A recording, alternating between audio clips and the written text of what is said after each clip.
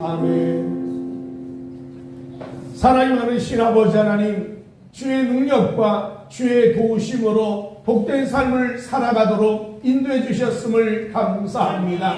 힘들고 어려웠던 모든 문제도 하나님이 도와주심으로 합력하여 선을 이루게 주셨음을 감사합니다. 하나님 건강 주심을 감사합니다. 가정에 평안 주심을 감사합니다. 하나님의 은혜 안에서 감사와 기쁨이 넘치는 삶을 날마다 살아가게 하여 주옵소서. 주의 전에 엎드렸습니다. 십자가의 보혈을 덮어주셔서 저나 우리 모두의 허물과 죄를 깨끗하게 씻어 주옵소서. 정결하게 하여 주시고 의의 백성으로 세상을 살아갈 수 있는 담대함과 능력과 하나님의 은혜로 충만하게 하여 주옵소서. 하나님 간절히 원합니다. 이 나라가 잘되게 하여 주옵소서. 새로운 대통령을 중심으로 하여 정치인들이 하나님을 두려워하게 하여 주옵소서. 백성과 나라를 위해서 수고하여 번영과 번성을 이룰 수 있도록 복의 복을 더하여 주옵소서. 하나님 원합니다. 한국교회가 다시 한번 일어서게 하여 주옵소서. 다시 한번 부흥의 바람 불게 하여 주옵소서. 제사장 국가로서의 역할을 감당하며 복음을 땅끝까지 전하게 하여 주옵소서. 하나님 오늘 주의 전에 엎드렸습니다. 하늘문을 열어주셔서 한 사람 한 사람 안수하여 주옵소서. 변화와 능력과 치료와 하나님의 도움이 충만하게 하여 주옵소서. 이 시간도 저나 우리 모두에게 말씀과 성령과 능력을 덧입혀 주시기를 간절히 원하며 예수님 이름으로 축복하며 기도하옵나이다. 아멘. 옆에 배 인사합니다. 예수님이 우리를 사랑하십니다. 인사하며 앉으시기 바랍니다. 하나님의 은혜와 주의 사랑이 늘 충만한 삶을 살아가시기를 예수 이름으로 축복합니다. 오늘 저녁과 함께 하나님을 사랑합시다, 이런 제목으로 하나님 말씀을 나누겠습니다. 여러분, 인간 역사의 큰 주제는 사랑이라는 겁니다. 부부간의 부모 자녀 사이에 사랑을 느끼고 살 때 인간 존재의 가치를 깨닫게 되고 그의 삶의 이유가 분명해진다는 겁니다. 여러분, 우리는 서로 사랑하는 이 사랑함을 통하여 나의 존재 가치가 더 확실하고 분명해질 수 있는 은혜가 있기를 간절히 바랍니다. 성경에 보면 모세가 이스라엘 백성을 애굽에서 인도하여 광야 40년을 보냈습니다. 그 40년을 지낸 동안에 사람의 능력으로 할 수 없는 일들이 너무 많았습니다.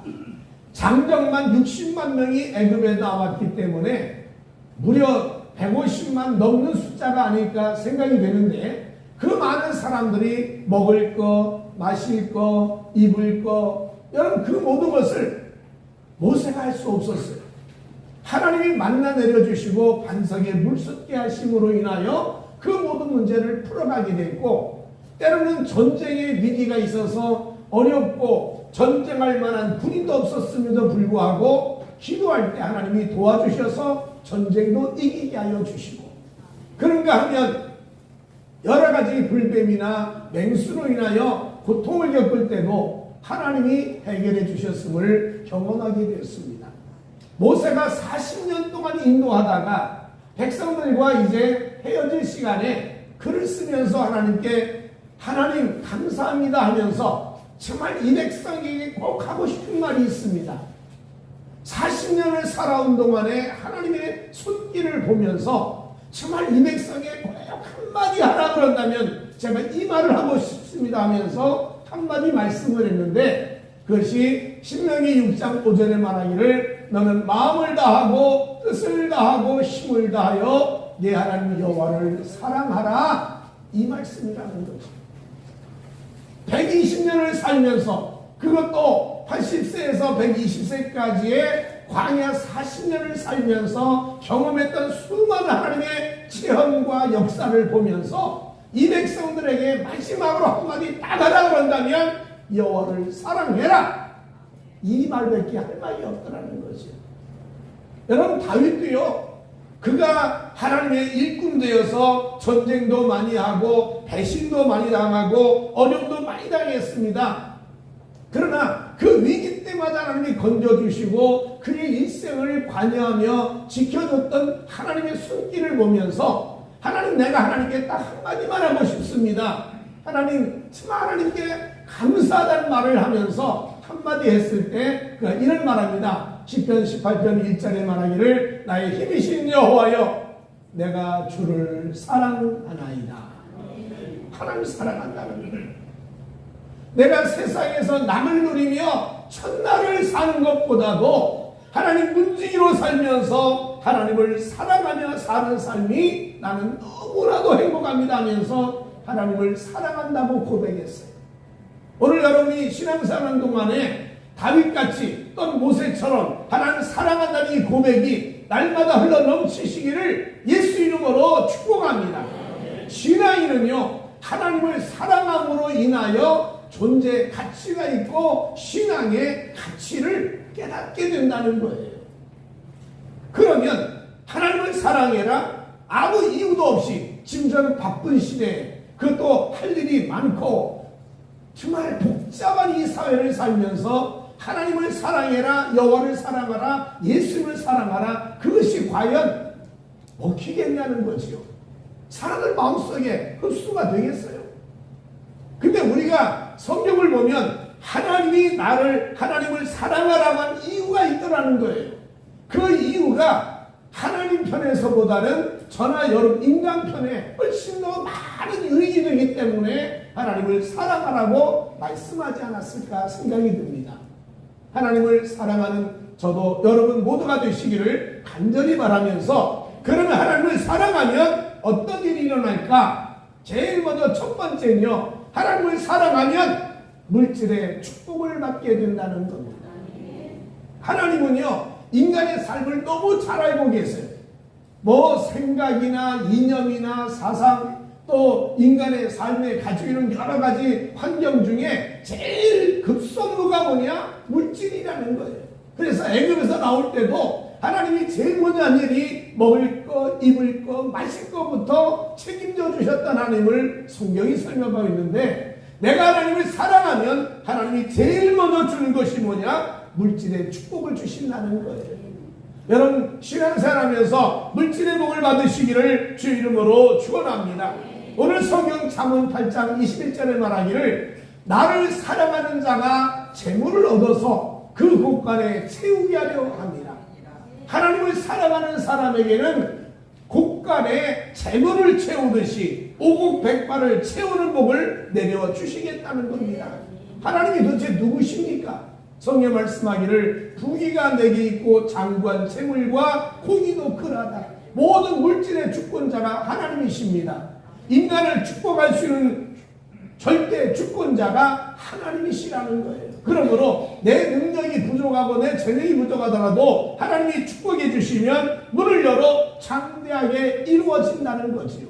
여러분, 이 잠언서를 쓴 솔로몬이 말하기를 내가 하나님을 사랑할 때, 하나님을 가까이 하고 하나님을 사랑할 때 내게 많은 축복을 주셨다고 고백을 합니다.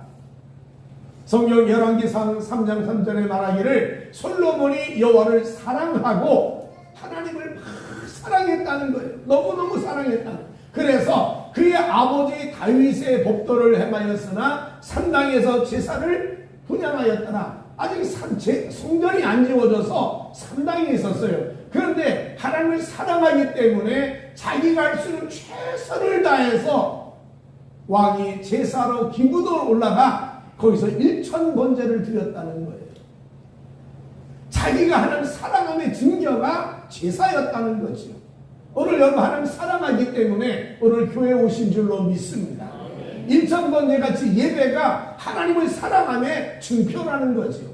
솔로몬이 1000번제 드리고 나서 그의 삶에 하나님 베푼 축복의 모습 한번 보십시오. 성경 역대하 1장 15절 말하기를 왕이 예루살렘에서 은금을 돌같이 흔하게 하고 백향목을 평지에 뽕나무같이 많게 하였더라. 1000번제 드리며 하나님 앞에 나라를 다스려 나가는데 은과 금을 돌처럼 썼다는 것, 얼마나 풍부한지. 나중에 성전을 짓고 자기 후궁들의 궁을 짓는데요. 그 금이 넘쳐나가지고 성전을 7년 동안 짓는 동안에 온 외장이나 내장이나 다 금으로 아주 가득 채웠어요. 나중에요, 이 솔로몬 성전이 불탔을 때요, 금이 녹아가지고 땅 속으로 흘러 들어간 겁니다. 그래가지고 이 바빌론 사람이 와가지고 그 성전에 금을 캐느라고 성전에 돌이 하나 남지 않고 다 캐내가지고 금을 가져갔다는 거예요. 엄청난 부와 엄청난 은과 금과 백향목과 그리고 각종 나무를 하나님이 주셔서 성전을 짓고도 남을 만큼의 풍부함을 주셨다는 겁니다. 여러분, 하나님을 경외하고 사랑함의 증표가 물질의 축복이었다는 거죠. 그 다음에 솔로몬에게는요, 하나님의 섬김으로 인해서 열왕기상 5장 4절 말을 이제 내 하나님 여호와께서 내게 사방에 태평을 주심에 원수도 없고 재앙도 없도다 그랬어요. 여러분, 40년을 통치하는 동안에 원수도 없고 재앙도 없이 태평하다 보니까 여러분, 자기 궁과 성전과 후궁에 짐을 지으느라고 20년이 넘도록 건축매에 몰두했었다는 거예요. 전도서 1장에 보면요, 솔로몬이 얼마나 부가 넘쳐난지 곳곳마다 정원을 만들고 인공 호수를 만들고 거기에다가 많은 짐승이나 새를 잡아와서 거기를 꾸며가고, 요즘 우리말로 하면 물반지라든지 다이아몬드라든지 그런 것들을 쌓고 측량할 수 없는 부를 누렸다는 거예요. 왜? 하나님이 태평의 복을 주셨기에. 거기에 그걸로 끝난 것이 아니라 여러분, 솔로몬이 받은 복 중에 이런 복이 큰 복이에요. 열왕기상 13절의 말을 내가 또 내게 구하지 아니한 부귀와 영광도 내게 주노니 내 평생의 왕들 중에 너와 같은 자가 없을 것이다. 여러분, 구하지 않은 것까지 응답한 역사가 하나님을 사랑하는 자에게 주신 축복이라는 거죠. 내가 내일을 알 수 없어요. 5년을 알 수 없어요.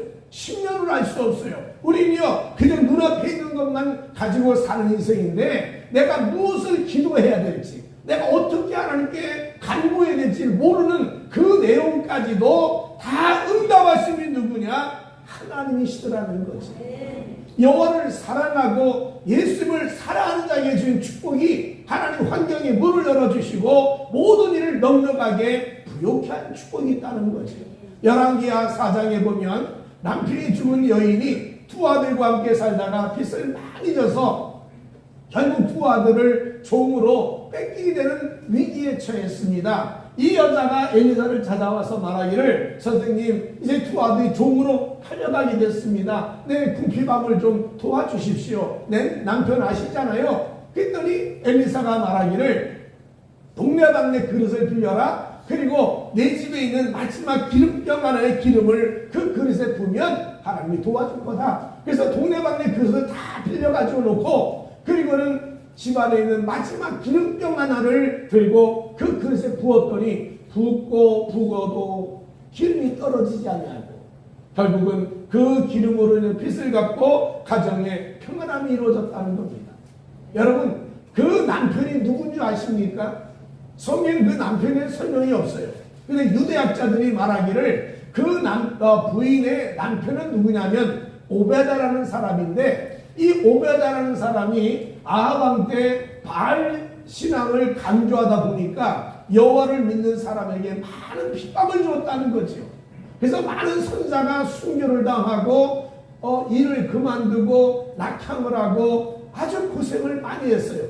그럴 때 50명씩 100명의 선지자들에게 불에다가 숨겨놓고 100명을 먹을 것 주고 마실 것을 갖다 주고 끊임없이 보호해줬다는 거예요.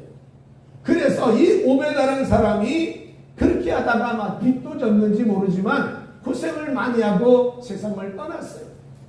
이렇게 열심히 하는 섬겼던 오베다가 세상을 떠나니까 빚으로 인하여 고생했던 그 부인이 어찌할 수 없는 방법이에요. 그러나 하나님께서 그 오베다가 하나님의 사람에 대한 그 모습을 보시고 전무후무한 기적을 베풀어서 빚을 해결하고 그 가정의 문제를 풀어주더라는 거예요. 여러분, 하나님을 사랑하면 헛되지 않습니다. 하나님 사랑하는 것에 대한 수고를 하나님이 외면하지 않는다는 거예요. 솔로몬이 하나님을 사랑할 때 축복을 받았어요. 그런데 이 솔로몬이 하나님을 멀리하고 하나님을 가까이 하지 않았어요. 그 결과 어떤 줄 아십니까? 성경에 이 솔로몬이 축복을 많이 받았는데 이 솔로몬이 열왕기상 11장 그대로 솔로몬 마음을 돌이켜 이스라엘 하나님 여호와를 떠남으로 했어요. 사랑이 식었다는 거예요. 신앙생활 30년, 40년, 50년 하니까 하나님 사랑이 식었다는 거예요. 하나님을 사랑할 때 1,000번 해드리면서 하나님만 의지합니다. 하나님 안 도와주면 안 됩니다. 하나님에게 듣는 마음을 주셔서 지혜를 주십시오. 그렇게 애갈게 기도했던 그 사랑이 축복을 받고 세월이 흘러가면서 다 상실되고 성이 말하기를 여호와를 떠나는 모습이 됐다는 거예요. 그 결과를 성경에 뭐라냐서요? 여호와께서 그에게 진노하셨다고 그랬어요. 사랑을 배신한 이 솔로몬을 진노해서 여러분 솔로몬에게 끊임없는 반란이 일어나고 나라가 둘로 갈라지고 결국은 솔로몬의 말년은요 비참한 모습으로 마쳤던 걸 보면서 여러분 우리의 삶이 진짜 하나님 앞에서 축복받고 은혜를 얻으려고 한다면 하나님 사랑하며 살아가시기를 주 이름으로 축원합니다. 아니 왜 11조를 냅니까? 왜 헌금을 합니까? 아니 교회에 와서 왜 헌금을 하고 11조를 냅니까? 여러분 그건 아주 간단해요. 하나님이 나를 축복하시는 것에 대한 감사로 11조 하는 거예요. 억지로 하는 거 아니잖아요. 하나님 주신 축복에 대한 감격과 감사, 그 은혜에 대한 보답으로 내 증표로다가 11조라는 거예요. 11조라니까 하나님도 받으시고 또 축복의 문을 열어주시고 여러분 축복의 반복된 순환을 할 수 있는 게 하나님 복을 주시고 11조를 드리고 하나님께 예물을 드리고 그 다음에 또 하나님 복을 받고 이것이 배가로 늘어가면서 내 인생을 복되게 만드는 축복이 있다는 거죠. 하나님은요 저나 여러분의 삶에 복을 내려주셔서 내 재물과 내 소산물의 처음 열매로 여호와를 공경하라. 그리하면 내 창고가 가득히 차고 내 포도즙들의 새 포도주의 넘친다고 했으니 오늘 여러분 삶의 물질의 복을 많이 받으시기를 예수 이름으로 축복합니다. 내가 능력이 없다고요? 그런데 하나님 말씀합니다. 신명기 8장 16절에 말하기를 내 하나님 여호와를 기억하라. 그가 내게 재물 얻을 능력을 주셨다 그랬어요. 하나님 여러분에게 능력 주실 줄로 압니다. 여러분이 하나님 사랑하면 여러분 자녀에게 능력을 주실 줄로 믿습니다. 하나님 여러분을 사랑한 자에게 하다못해 여러분이 손대는 것 어느 하나라도 버리지 아니하고 천배의 복을 받는 역사를 이루어 주신다는 겁니다. 그러므로 여호와를 경외하고 하나님을 사랑하는 자에게 성경 말합니다. 나를 사랑하는 자에게 재물을 주어서 그 복간이 가득 차게 만들어준다 했으니 오늘 하나님 안에서 반드시 복을 받으며 살아가시기를 예수 이름으로 축복합니다. 옆에 인사합니다. 하나님 안에서 복을 많이 받읍시다. 오늘 여러분 예수 안에서 거부가 되기를 주 이름으로 축원합니다. 여러분 자녀가 잘 되기를 바랍니다. 대를 물려가며 복받는 역사가 있기를 주 이름으로 축원합니다. 두 번째는요, 하나님을 사랑하면 하나님의 자녀답게 살게 해주신다는 거예요. 여러분 이게 얼마나 큰 축복인지 아세요? 자기가 사장이면 사장 맞는 걸맞는 삶이 있어요. 뭐 요즘에 이제 청문회 한다고 하면 총리라든지 대통령이나 뭐 여러 장관들 다들 자기 자리에 맞는 직이 있다는 거예요. 자기 삶에 맞는, 자기 직위에 맞는 삶을 살아야 되는데 예수 믿는 사람들은 하나님의 자녀답게 사는 삶이라는 거예요. 하나님 자녀답게 사는 삶을 우리가 살아가기를 하나님이 요구하시는 거예요. 부모가 자식을 보면서 야 이렇게 살았으면 좋겠다라고 요구하지 않습니까? 뭐 저도 저희 자녀들에게 또 여러분도 여러분 자녀들에게 늘 할 말이 뭡니까? 예수 잘 믿어라. 신앙생활 잘해줬으면 좋겠다. 그런 요청 안 합니까? 때로는 얘기합니다. 좀 건강해져라. 공부도 잘해서 남에게 멸시 받지 않고 남에게 인정받고 살면 좋겠다. 여러분, 부모의 요구사항이에요. 그런데 자녀가 그런 말합니다. 낳았다고 부모예요? 우리한테 그런 요구할 권리가 뭐 있어요? 나도 자유가 있고 나도 인권이 있는데 내가 믿고 싶으면 믿고 안 믿고 싶으면 안 믿는 거죠. 왜 그런 걸 요구하십니까? 그럴 수 있다는 거예요. 그러나 중요한 건요, 부모는 자녀에게 생명을 주었어요. 부모는 그 삶의 어릴 때부터의 모든 고난을 다 짊어지며 희생하면서 사랑을 베풀어 줬어요. 그렇기 때문에 부모가 자녀에게 요구할 권리를 한두 가지로 가질 수 있다는 거예요. 그 많은 권리의 요청 중에 하나, 신앙생활 정말 잘했으면 좋겠다는 요청 하나를 못 들어주는 자녀가 있다면요, 큰 문제가 있는 거 아니겠어요? 저도 저희 자녀나 여러분 자녀 다 동일합니다. 뭐 어떻게 해주지 못한 거 해주지 못했는데 이거 해달라 저거 해달라 말하기 미안하지요. 그러니까 오죽하면 그런 일이 하고 있어요. 남편 돈은 서서 받지만 자녀 앉아서 받지만 자녀 돈은 서서 받는답니다. 그 정도로 불편한 게 자녀예요. 그럼에도 불구하고 부모가 자식에게 요청할 수 있는 뭐냐? 예수를 정말 잘 믿어다오. 정말 잘 믿어다오. 그 하나 요청하는 겁니다. 여러분, 다양한 요청이 있더라도 그 요청을 들어주는데 하나님도 마찬가지입니다. 하나님도 우리에게 요청하는 게 있어요. 내가 너를 위하여 십자가에 죽었다. 내가 너를 위해서 고난당했다. 내가 죽음으로 너의 죄와 마귀와 저주와 사망과 다 끊어버렸다. 넌 나 때문에 새 생물 얻지 않았느냐? 그러면 우리 요구하는 게 뭔지 아세요? 오늘 솔로몬에게 요구한 것이 우리의 삶의 요구사항이 아닐까? 솔로몬에게 하나님이 이런 말씀합니다. 잠언 8장 20절에 나는 정의로운 길로 행하며 공의로운 길 가운데로 다닌다고 했어요. 정의로운 길, 공의로운 길이 하나님 자녀다운 삶이라는 거예요. 그렇게 살았으면 좋겠다는 거예요. 내가 신앙생활하면서 이렇게 해라 저렇게 해라 내가 많은 걸 요구하지 않겠지만 솔로몬이 내가 왕이 되어서 나를 이끌어낼 때 두 가지만 해달라. 정의로운 길, 공의로운 길을 걸어가라. 그렇게 부탁하는 거예요. 오늘 저도 여러분에게 이 부탁을 합니다. 여러분, 정의롭다는 말이 뭡니까? 정의롭다는 말은 사회가 요구한 틀이 지켜지기를 원한다는 거예요. 소위 말해서 준법 정신이에요. 정의란 바를 정자 씁니다. 한국문으로. 바르게 의로워져야 되는 모든 사람의 준법 정신처럼 사회적인 틀을 잘 지켜서 삶을 살아가면 좋겠다는 거예요. 이게 공정한 규칙이라는 거예요. 이 규칙을 모두가 다 지켜지기를 원한다는 거예요. 이 준법 정신. 그래서 여러분, 신앙도 마찬가지입니다. 우리가 신앙생활의 정의로운 길이 뭐냐? 그러면 하나님의 말씀대로 살아가는 길이라는 거예요. 하나님의 명령이 있어요.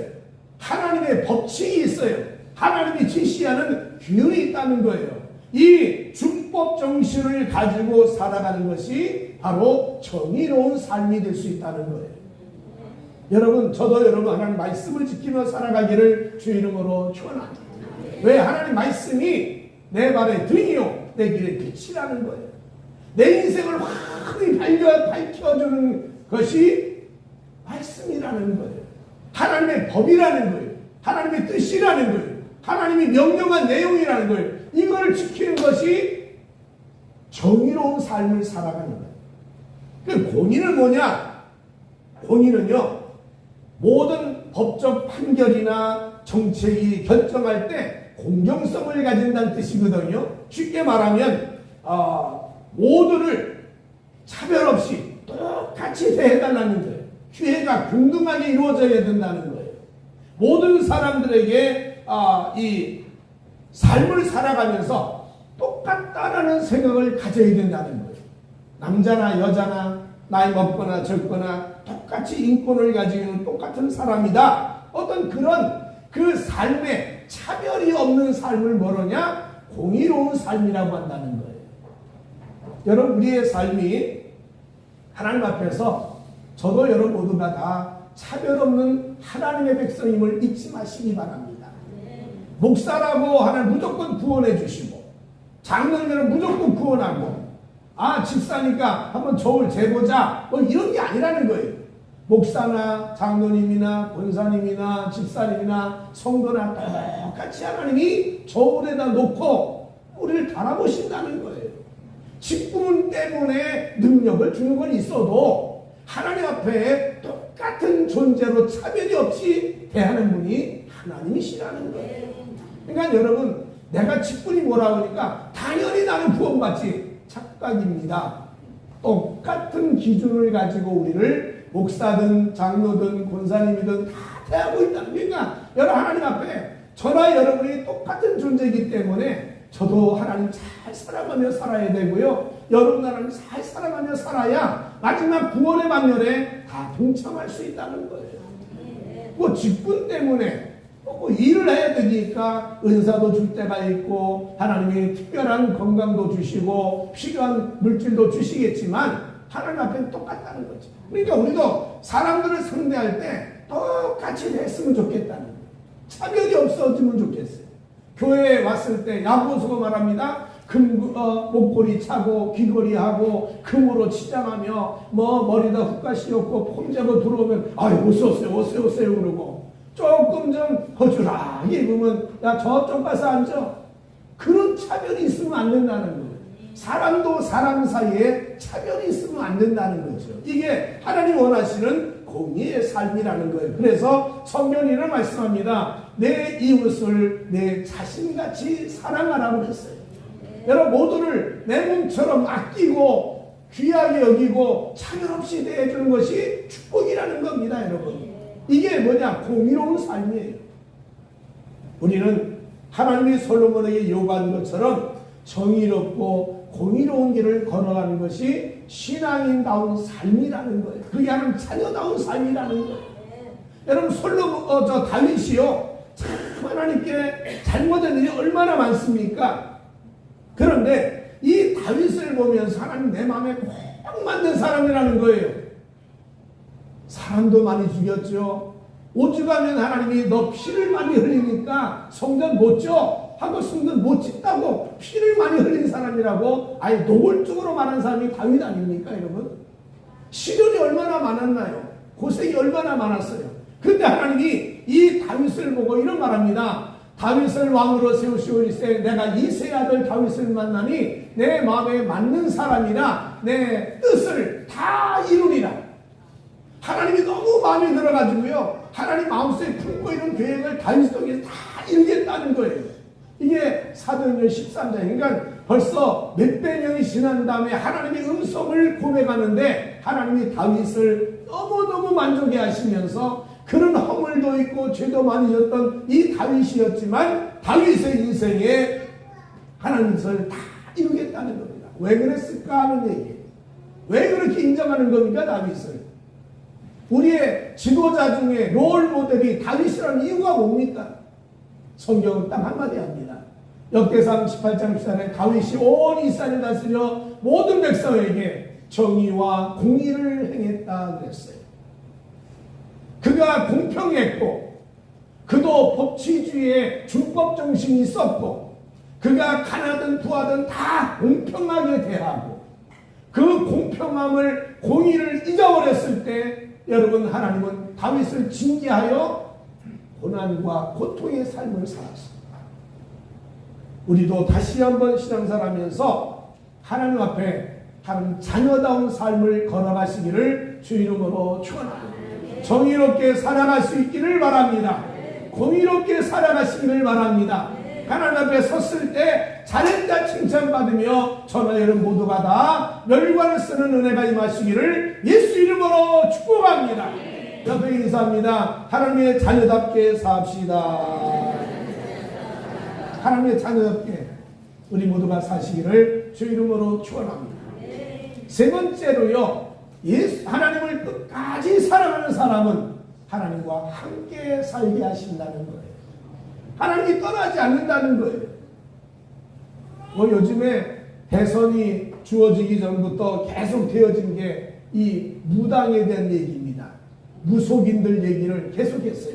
인터넷에 기기만 하면 누가 어쨌다니 뭐가 어느 점쟁이가 대선에 누가 된다느니 별 얘기를 많이 했어요. 근데 이 무당이나 무속인의 특징이 뭔지 아시죠?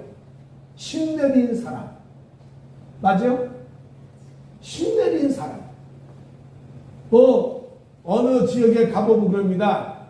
처녀로 신 내린 사람. 점이 잘 맞습니다. 이래요. 결국 인생의 기륭을 신 내린 무당에게 한번 물어보고 싶다는 거예요. 언제부터 얘기한 것처럼 미아리에 간판이 있어요. 무당이 써놨습니다. 기독교인 환영. 얼마나 답답하면 찾아가겠어요. 이 인생의 기륭 문제를 알고 싶은데 답답하다는 거죠. 그래서 무당을 찾아가는데 여러분 이 점쟁이도 역시 결국은 여러분 신에 의해서, 신이 누굽니까? 악령에 의해서, 사탄에 의해서 인생의 기륭을 얘기하는 거 아닙니까 여러분? 이게 무당이 여러분 우리나라에 몇만 명인지 아세요? 100만 명이에요. 100만 명. 신학생, 목사, 전도사 다 해봐야 10만 명인데 이 무속인이 지금 100만 명이에요. 엄청난 신내린 존재가 있다는 거예요. 근데 여러분 바꿔 얘기하자고요. 예수 믿는 사람 어떤 사람이냐? 예수 믿는 사람도 신내린 사람이야. 여러분 하나님 신이 우리에게 임한 거예요. 아니 무당만 신내리나요? 우리가 예수를 믿으면 하나님의 신, 성령이 임하신다는 거예요. 우리도 신내린 사람이요. 신내린 사람이 지금 800만이 넘어. 할렐루야. 성경 말합니다. 사도행전 2장에 말하기를 베드로가 이르되 너희가 회개하여 각각 예수의 이름으로 세례를 받고 죄사함을 받으라. 그리하면 성령의 선물을 받으리니. 오늘 예수를 믿으면 하시기 바랍니다. 하나님의 영이 임할 줄로 믿습니다. 성령이 임함으로 인하여 우리는 주님 안에서 살아가는 축복이 있다는 거예요. 무당만 신내린 게 아니에요. 저도 신내렸어. 성령이 임하셨다고요. 여러분 다 성령이 임하신 사람들이요. 여러분 신내린 사람이요. 여러분 신내린 사람이 기도 응답이 되는 거예요. 신내린 사람이 말을 하면 그 말대로 이루어지는 겁니다. 여러분 자꾸 무당만 얘기할 거 없어요. 우리도 여러분 성경이 번역을 할 때 이 번역을 무당이 신내렸다는 얘기를 하니까 성령이 임한 거를 그냥 성령 충만이라고 설명한 거예요. 성령 세례, 성령 충만. 아마 그거를 무당이 쓰는 말을 안 썼으면 여호와의 신이 내린 사람 이렇게 얘기했을 거예요. 저도 여러분 다 신 내린 사람이요. 하나님 신 내린 사람의 모습을 몇 가지 말하는데 요한일서 4장 10절에 말한다. 그의 성령을 우리에게 주심으로 우리가 그 안에 거하고 그가 우리 안에 거한 줄을 아느니라. 하나님이 내 안에 내가 주님 안에 가는 일체가 됐다는 거예요. 오늘 여러분 성령으로 하나님과 하나가 되시기를 주 이름으로 축원합니다. 그뿐인가요? 하나님의 영이 내게 임했더니 고린도 2장 10절에 말하기를 오직 하나님이 성령으로 이것을 내게 보이셨나니 성령은 모든 것 곧 하나님의 깊은 것까지라도 통달을 하시느니라. 내 안에 하나님의 영이 계시니까 하나님이 나를 향한 계획을 다 알게 하신다는 거예요. 미래를 꿈꿀 수 있고 하나님의 역사를 바라볼 수 있는 힘이 우리 안에 성령이 주셨다는 거예요. 여러분 무당만 미래 보나요? 그 헛된 마귀의 미래가 아닌 잘못되어도 그만 그러려니 하고 넘어가는 그런 미래가 아니라 우리는 하나님이 주신 이 성령을 통하여 하나님의 미래가 정확하게 열매 맺을 줄로 믿습니다. 흔들리지 마시기 바랍니다. 하나님의 영이 함께 하신 성이 말합니다. 고린도서 12장에 말하기를 우리가 세상의 영을 받지 아니하고 오직 하나님으로부터 영을 받았으니 이는 우리로 하여금 하나님께서 우리에게 은혜로 주신 것들을 알게 하려 하심이라. 야 성령이 내 안에 임함으로 나 죄사함 받았어. 그래 나는 저주가 물러가고 난 복받은 복덩어리야. 하나님 나는 축복이 주셨음을 감사합니다. 이걸 깨닫게 하는 누구냐? 성령이시라는 거예요. 무당은 기껏 알게 하는 게 뭔지 아세요? 당신 집에 도깨비 3마리가 있다는 듯, 그림이 무슨 그림이 문제가 있다는 듯, 돈을 2불짜리를 벽에 걸면 복을 받는다느니, 마른 동태를 문 앞에 걸어놓으면 축복이 온다느니, 그게 무슨 의미가 있냐고요.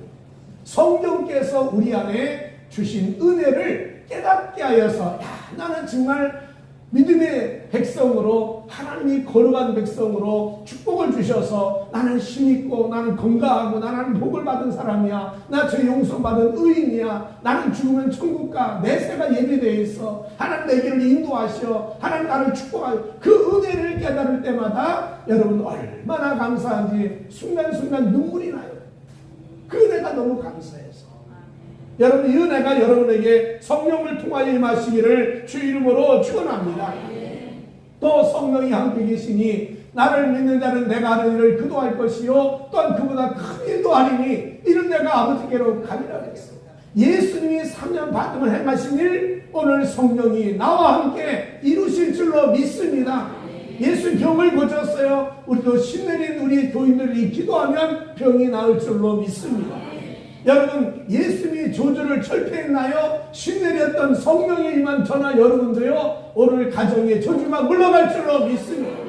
여러분, 꼭 무당만 자꾸 얘기하지 마세요. 우리도 성령이 임한 사람이에요. 그러니까 오늘 주님이 한 일보다 더 큰 일 할 수 있는 역사가 나타날 수 있다는 거예요. 성경은 한 걸음 더 나갑니다.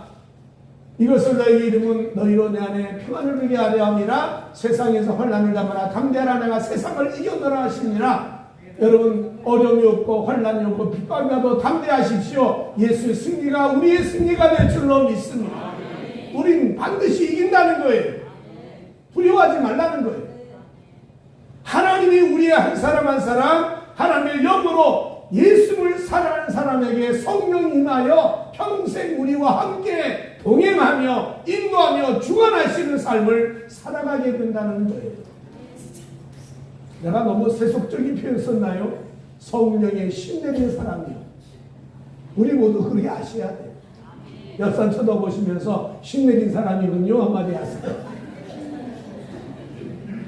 성령이 임한 것에 대해서 우리가 너무 과소평가하고 있는 거예요. 성령이 함께 하신 것을 우리가 못 느끼고 사는 거예요. 근데 성령이 임하시면요, 여러분, 무당에 있는 것보다 더 분명합니다. 내 생각 속에 성령이 함께 계시고, 내 말 속에 성령이 함께 계시고, 내 행동 속에 성령이 함께 계신다는 거예요. 그러니까 우리는 성령의 사람으로 세상을 살아갈 수 있는 복받은 하나님의 백성이에요. 이제 하나님과 함께 예수를 사랑으로 이 은혜 안에 살아가시기를 주 이름으로 축원합니다. 하나님을 사랑하면 솔로몬이 경험한 내용을 보면 잠언서에 말하기를 첫째, 하나님께 물질의 복을 받더라는 거예요. 하나님을 사랑할 때와 사랑하지 않을 때 차이가 엄격하게 나는데, 하나님을 사랑할 때 물질의 축복을 받고 하나님을 사랑하지 않으면 진노가 임한다는 거예요. 하나님을 사랑하면 하나님의 자녀답게 인생을 살아갈 수 있는 길이 열린다는 거예요. 내가 원하는 인생이 아니에요. 자기 소견대로 사는 삶이 아니라 하나님의 자녀답게 살아가는 길을 하나님이 꾸준히 나를 인도하신다는 거예요. 하나님을 사랑하면 하나님이 함께, 성령이 함께, 신이 내 안에 거하셔서 하나님의 신이 다윗에게 임하고 사울에 임하고 예언하고 저들이 전쟁에 승리한 것처럼 내게 성령이 임하여 하나님의 은혜 안에 살아가는 복을 내려주신다는 거예요. 그러므로 저나 여러분, 성경에 한마디 하라 그러면 하나님을 믿으라. 또 하나, 두 번째, 하나님을 사랑해라. 이 성경의 주제나 다름없는 거예요.